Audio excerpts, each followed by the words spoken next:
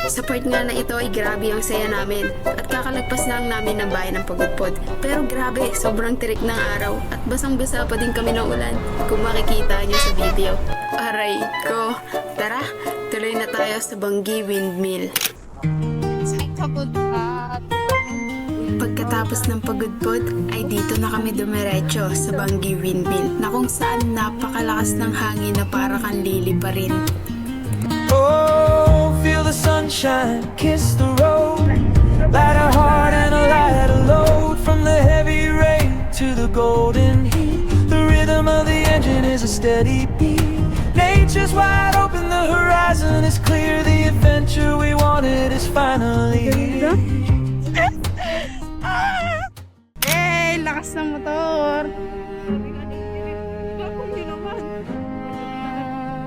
Mula sa Banggi Windmill ay dumiretso na kami sa Cape Bojador Lighthouse. Ang Cape Bojador Lighthouse ay nagsisilbing pangunahing gabay sa mga barko upang makaiwas sa panganib sa mabatong baybayin ng Ilocos Norte.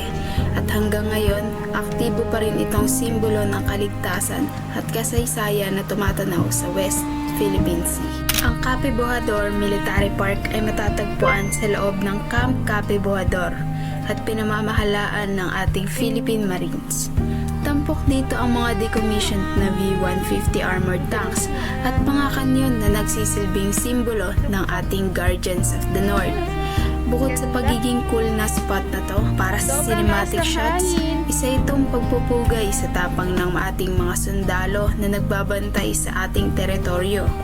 And very worth it itong side trip dahil sa mix ng military history at overlooking na view ng West Philippine Sea.